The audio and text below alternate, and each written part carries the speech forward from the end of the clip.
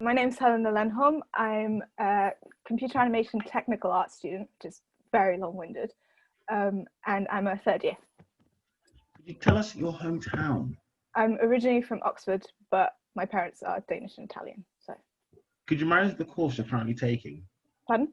Could you remind us of the course you're currently taking? Computer animation technical arts. So it's like the technical side of animation, basically. Why did you choose your course? So I went to a school where it was kind of really scientifically driven. There wasn't so much choice on doing arts and stuff. I did a European baccalaureate, so rather than where A levels you have a lot of different choices as to what you want to do, kind of you can do graphics design and illustration and all sorts of different kind of branches in art.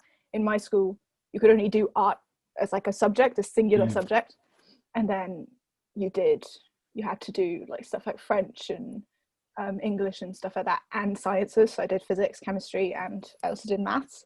And I basically came out of school and was like, I don't know what I want to do. I like either want to go into like physics, basically just pure physics, or I want to do something artistic.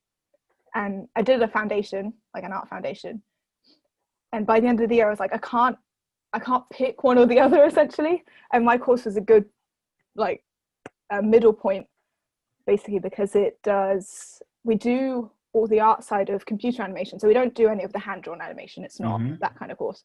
But we do all the art side of the computer animation stuff. So we do all like the modeling and texturing and stuff, which is obviously, if there's anything that's like doesn't make sense, let me know. But that's like the art side. And then we also do the really more technical side, so programming and maths and stuff. And this was in your college? This is the university here. Oh, the university. So this is my course at the moment, is basically like split down the middle. So 50% of it is science-based and like maths-based, and the other 50% is more art-based. I'm with you now. And that's why I picked it. You're now in your final year. Yeah. So you've done 2 or 3 years? 2 so far. I didn't do a placement. What have you thought of your course? I've actually quite enjoyed it. It's quite mixed in terms of like the cohort, my year. There's a lot of people that don't enjoy it as much. I just think I've got quite lucky because it's really like I enjoy doing the math side and stuff like that. But I have had issues with some of the modules that they offered us, or actually that they didn't offer us, that we were forced to do, that I was sort of thinking, well, I don't really see the point in this module. It's kind of a waste of time, quite literally, where we were having basically 0 hours of contact, and it was like a photography thing. Okay. Like we're a computer animation course, and we're not making it, we're not pictures of it. Exactly. Like it was an interesting module, but it was really narrow, and they could have elaborated on it and maybe had it kind of follow through with whatever you're taking photographs of, and you maybe make it 3D or whatever. That's like it's a really specific example, but there is some stuff like that where just in general as students we've complained, kind of going, we're a technical course and we are doing the maths and we are doing the programming, but we feel like comparatively, so there's another course that's just the pure art side of it, and that's we feel like AUB, just to kind of describe. Oh yeah, well, AUB's course is basically, it's completely different to ours. That's what I was going to say. You're at Bournemouth University, right? Yeah, but Bournemouth University has 3 courses of animation. Okay. And then masters, and then AUB's one is like a completely different thing. AUB's one is really, really art focused, so it's like hand-drawn animation, frame by frame, or like stop motion. So that's what I was going to say. So for students who want to do more technical stuff, you go to Bournemouth, and students who want to do more creative, you do AUB. So I was going to ask, how much, for the students that are worried about the technical side, how technical are we talking? Are we saying it's going to be, you need to know your basic science subjects, your maths, physics, chemistry, biology, or are you okay to come to university never done animation before? Never having done animation is completely fine. I came in with zero programming knowledge and 0 animation knowledge. So I started from scratch, and they do teach you from scratch.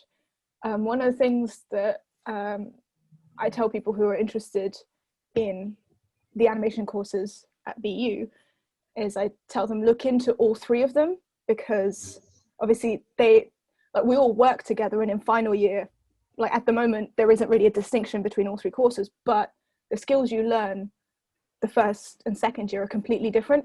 So during first year, for example, we have modules in common. We have like the basic modules in common. So learning about animation and like the fundamentals of animation and how to use the tools that we get, like the tools such as Maya and that kind of stuff. We learn how to do that together.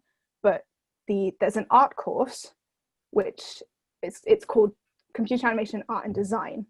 And that they focus more on also the storytelling side of things.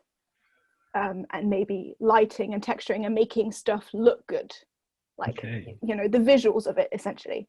And in my course we focus on maybe more the software engineering side of things. We can, it really depends how interested you are. My course is really good for that, in terms of if you want to go into software engineering you can, but you're not going to be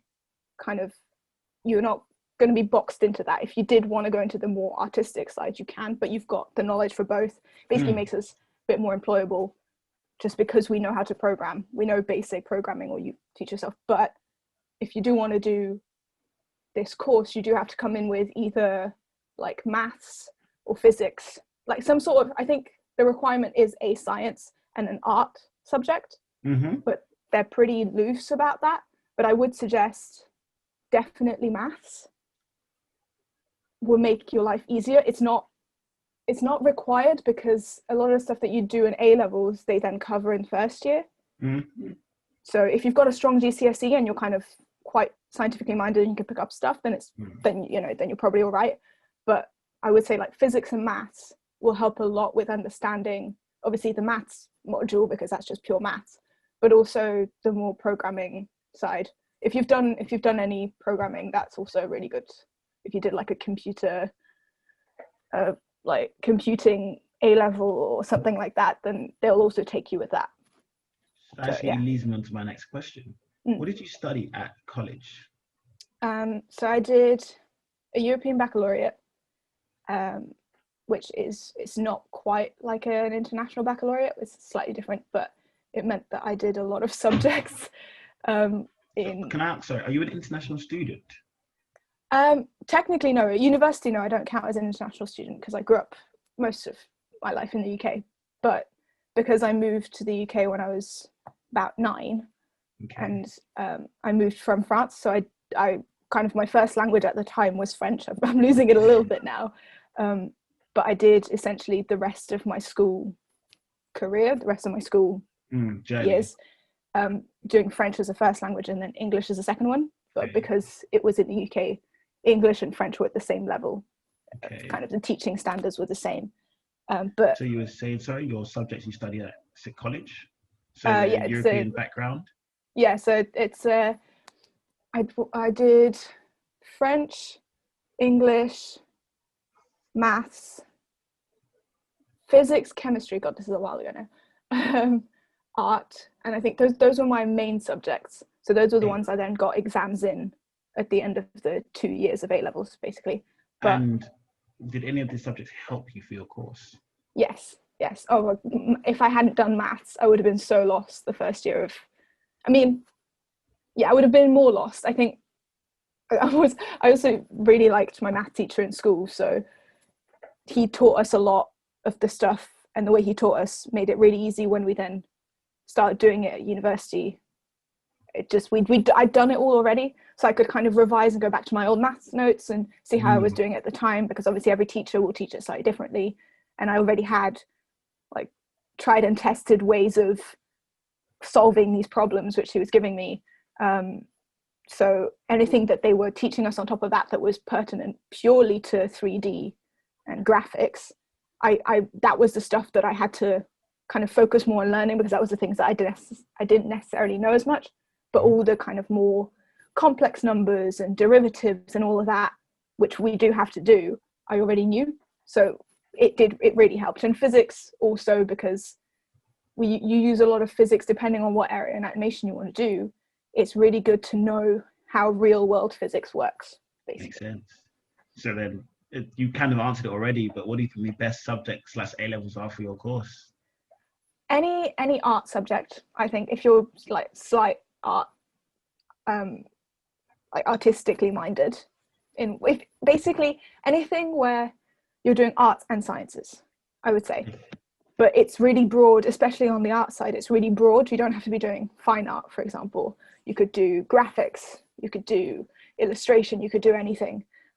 Or if you want to do a foundation, there's quite a few people that are told, you know, go off, do a foundation, take a year out and figure it out, because they don't necessarily have, if they don't have an art subject at school, that's fine.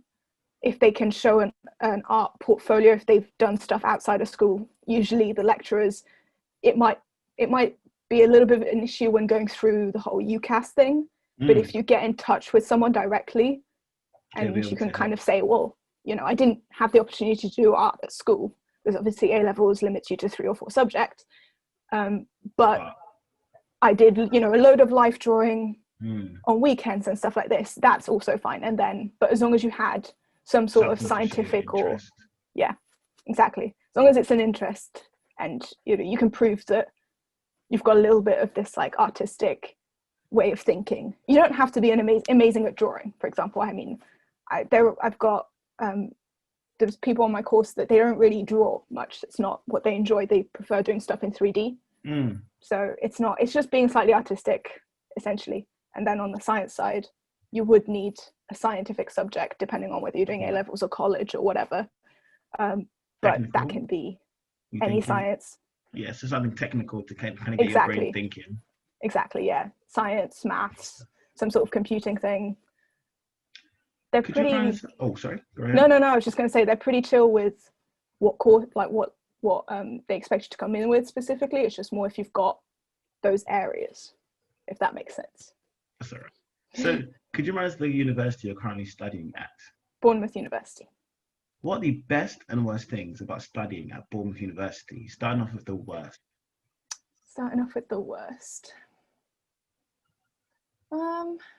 If you have nothing to say, that's all right too. I'm sure there is. You've put me on the spot. I don't know.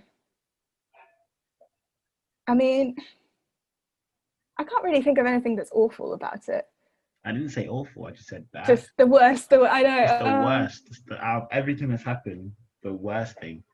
It's the worst that could be happening. You tripped on the stairs once. Who knows? Oh, right. Okay. It's quite a small campus. It's quite, I think, quite a small campus, which for some people is nice, but for others, it's. I came from like my foundation. I was on quite a big campus, so I came to quite small, and I was like, oh, it feels like really. From your foundation, sorry. Pardon? Where did you come from your foundation? Loughborough University. And then you came to Bournemouth University. And then I came to Bournemouth University, so I came all the way down south. The difference is big. Yeah. Loughborough Uni have a huge campus. I mean, it's kind of like there's a bus that runs through the centre of it, and it takes like 10 minutes from one end to the other by bus. Okay. So it's a big campus. I got here, and obviously Talbot campus, which is I guess it's technically the main campus, is really, really small. You know, you walk from it 5 minutes. Yeah.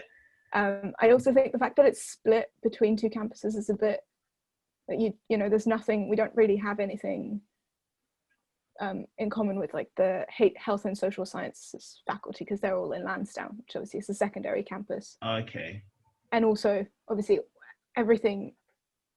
all the student accommodations are down in Lansdowne, but most people study up at Talbot, so they have to travel, you know, they have to take the bus in the morning. Do you think that's a money plot? Yeah. To get you to buy the uni bus. Yeah, exactly. It's that way you have to pay to get to uni. Yeah, you know, you're kind of forking out like a couple of £100 a year for the bus. I don't know exactly how much it costs, because obviously I was on campus first year. So then, what are the best things about studying at Bournemouth University? I mean, the beach, for sure. Also, for animation specifically, you get the name that comes with it, because it's all the animation courses at BU at Bournemouth basically all fall under the National Centre for Computer Animation, and a lot of people have come out of it. It's not so much these days, you know, you're still getting the standing of the university, but obviously a few years back it was really like, oh, you come from Bournemouth University. It's kind of like coming out of Oxford or Cambridge for certain things. Yeah. Like, you know, they've got like pictures of these people holding Oscars and like, oh, this is a Bournemouth alumni with like an Oscar. Hey. So you get They've the got a standing. name behind them. Yeah, exactly. You kind of come out with Bournemouth University National Centre for Computer Animation on your certificate.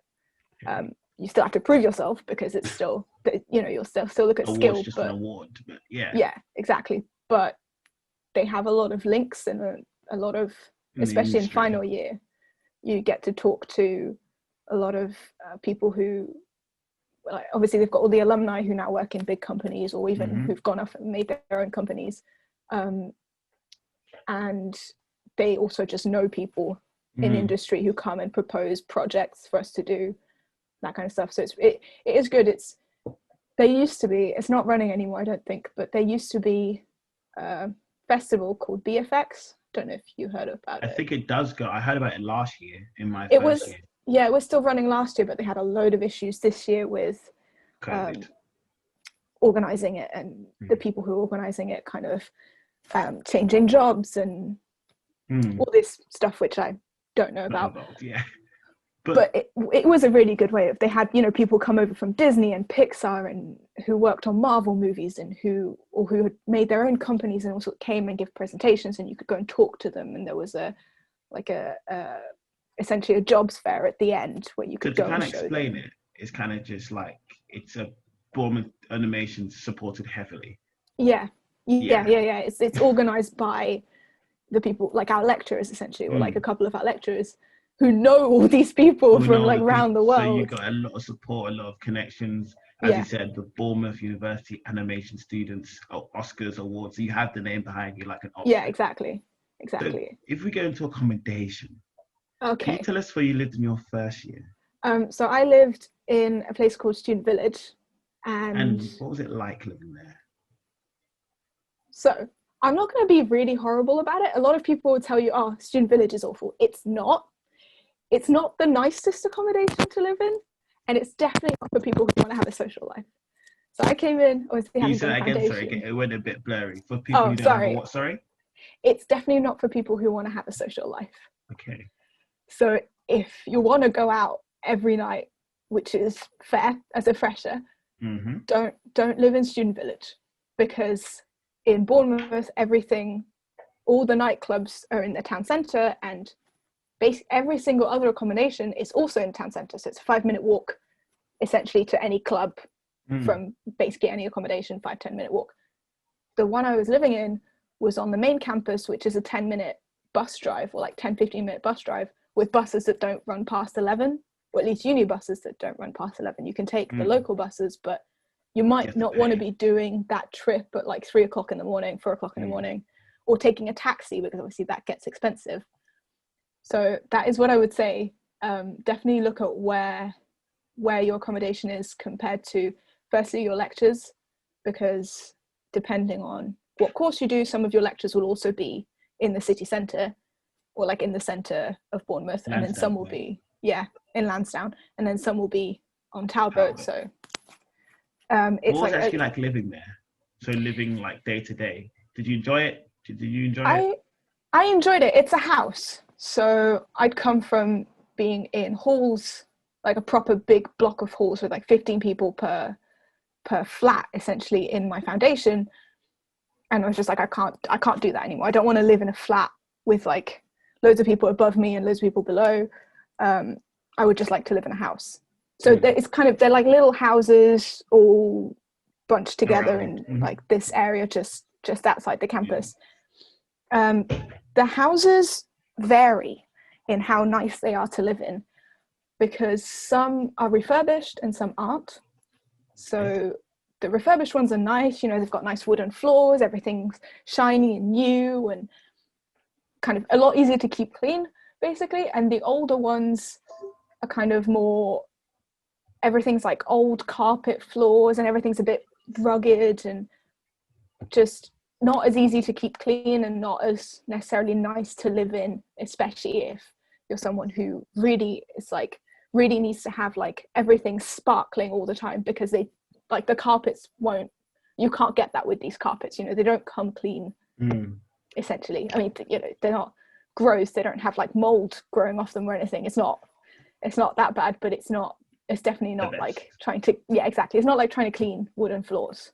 Essentially, they're kind of old English houses which are covered in carpet and like weird, I think it's called linoleum, or like it's like floors that's like blue and shiny, and you used to have them in school bathrooms. It's that kind of, so it can seem a bit grim,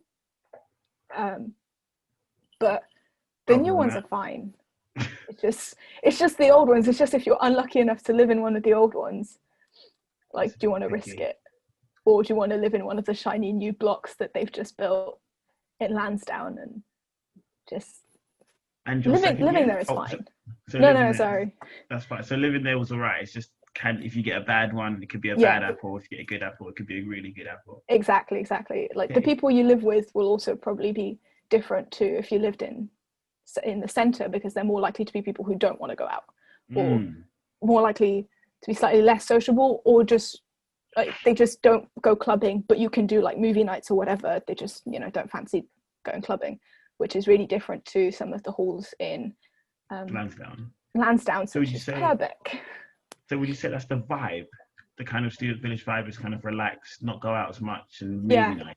Yeah, I mean, there are still like houses where people go out and stuff. I remember during my first year there was like 2 or 3 houses where they were known as like the party house, but there wasn't many. What were those houses? Oh god, I don't remember which numbers they were. It was just sort of, it was random houses. I thought you meant as an accommodation, sorry. Oh, well, there are as well, yes. So I think it's Purbeck and no, not Dorchester. I think it's just Purbeck is kind of known as the main like party accommodation, and that's in Lansdowne. And where did you live in your second year?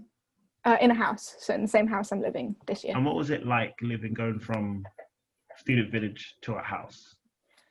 I really liked it. I much prefer living in a house than in halls, just because it's a lot of pressure, because obviously you suddenly have to manage your own rent. You're paying monthly rather than getting your student loan in and then paying it all basically straight away. Here you have to manage your student loan. You can't just pay however much it is you've got to your rent immediately. You're kind of paying like 400, 500 quid a month, and you have to, you can't run out essentially. So you have to set it aside. You have to be more careful with your student loan, I think. But, and obviously you've got bills to pay and everything separate. So you're much more, you have to organize yourself rather than the university being able to do that for you, essentially, because that's what they do when they send you an email saying your rent is due in like a month, and you just pay everything together, and that's it, and it's sorted for the whole semester. This is sorting out yourself and doing it. Yeah. So what do you think where are you living in your final year? I'm living in the same house I was during my second year. So I'm living out in Winton. Okay. And I think it's quite a student-y road, but it's still a mix. So we have like I think either side we've got families living there with young kids. Okay. So you will also have to be a bit more careful with if you're throwing parties a lot, you might get noise complaints. That's another thing that, depending on what kind of household you are, we're not really into like throwing house parties, obviously at the moment, not really a thing we could be doing given the current circumstances. But if you are that kind of house, or like, if you just enjoy like often playing loud music, you have to just be a bit more aware that you might share a wall with someone else. So, if these are semi-detached houses, you are sharing a wall with another flat or like another house, and it might be students, but they might not, and they might have like 8-year-old kids that need to be at school at like 7 o'clock in the morning, like, so it's just be careful. Be careful. Don't. What do you think? I'm definitely not saying don't throw house parties or anything. I'm just saying, like, be aware that there is a possibility that someone might complain if you're being really, really loud or accidentally trash something that's not yours to trash. What do you think the best form of accommodation is? I mean, for first years. it really depends on what kind of person you are. If you want to be going out and like going to flat parties and doing like, or like hosting pre-drinks all the time, if you want to be hosting pre's, live in Purbeck, because that is essentially where it's at for any kind of anything like that. I mean, most student halls in town, like, you're fine with that, but that's like the one that's like known as like the party halls. Yeah, exactly. I think, oh god, what's it called? Let's say best for price. Best for price. Best for price. If you don't really have one, that's all right too. Because obviously, as a final year, there's been new ones built as you've gone through. Well, so I know Bellaton. I've got like a group of course mates that live there, and I know that they're not good for price. So that's one that I wouldn't necessarily suggest, because they're quite expensive, but a lot of the stuff is so like the rooms look nice and they look clean, and obviously it's still quite new, but it's like mass bought stuff. So like for example, the couches and the TV and stuff is mass. It's bulk. They're just bulk bought from, I don't know where. I think a couple of Chinese companies. Okay, so it's not anything good. It's just so basic. But you're paying a lot. You know, they have a gym and they have a cinema room, so that's probably also what you're paying. But you're definitely not paying for a nice quality room. Okay. So if we go into the Bournemouth area, more talking about the nightlife, shops and food, what is it like for you? So what's the nightlife? What is the club for you? The club.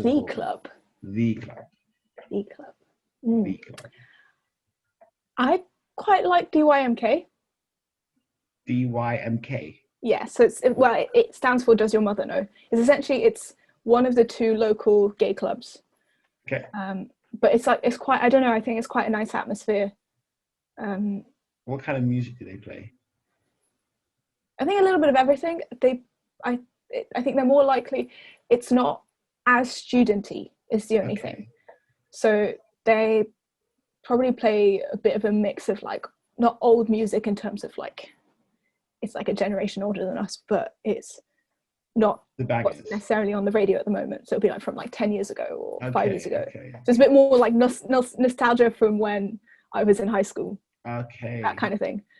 Really studenty one. Cameo is obviously the student. Cameo and Old Fire Station are like the student ones. Old Fire Station is a lot more quiet though. It's good for gigs. You do get some bands that actually turn up at Old Fire Station. It's a really small venue, but you get some good bands that turn up there. So, what's the food shop for you? I'd say, well, for me the easiest one is Lidl, because there's one down Winton High Street. I meant more of like restaurants. Oh, restaurant. Sorry. There's a really good restaurants in Winton. There are quite a few ones. Yeah, there's a really nice. I rave about this way too much. I'm sure all of my mates are bored of hearing this, but there's a really good Italian restaurant. It's a pizza place.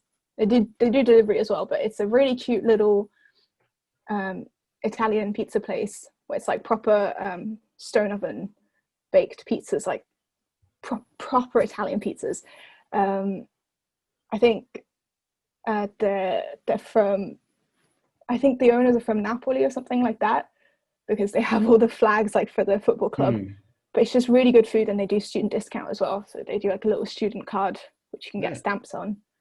That's a really nice place. There's also a good Korean grill place in Lansdowne, which is again it's a family owned business. So you get like your little grill in the middle of the table and you cook your own food, and they basically just bring over meat or whatever it is you've ordered, but you're making it yourself. It's really nice. I think those are probably my two top ones. Suggestions.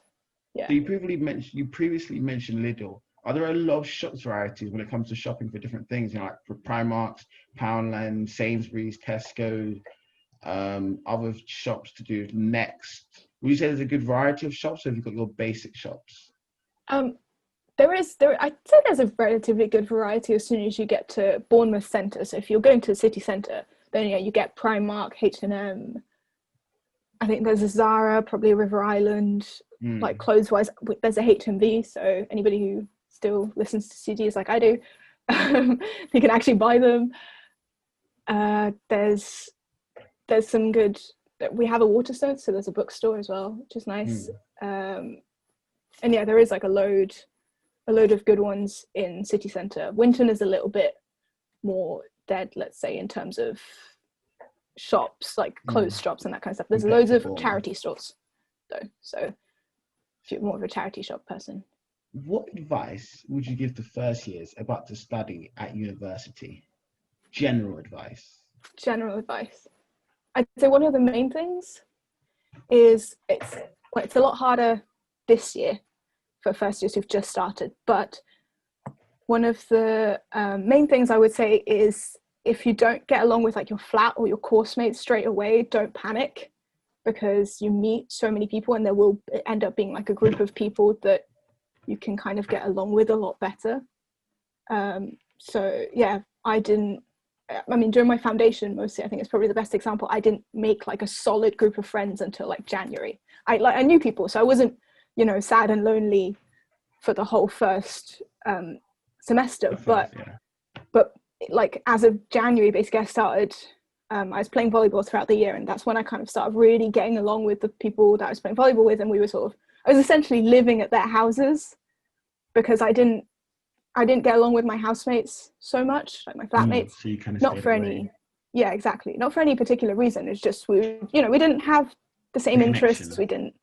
Yeah, same with my course mates. They kind of all had their own friends, and I struggled a little bit making friends during the first semester. But I would definitely say, don't worry if you don't click with like people straight away, because if you're a really sociable person, you're really outgoing, and you make friends easily, that's fine. But obviously there's some people who don't, and it's fine. Like university is one of those places where there's so many people from so many different backgrounds who have so many different interests, that you will like end up finding at least a couple of people who you just really like. It's like, yes, we're good mates, but you want to keep in touch with them. You want to like do stuff outside of university, and like during holidays and whatever, you want to organize stuff. But you might not find those people in the first week. I think that's maybe my main advice. Yes. What advice would you give to students about to stay at Bournemouth University?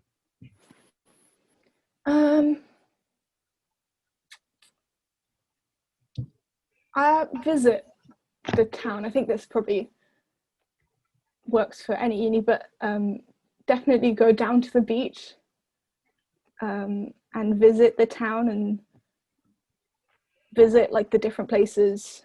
I find out what places, not the touristy areas necessarily, but the like little places that are more that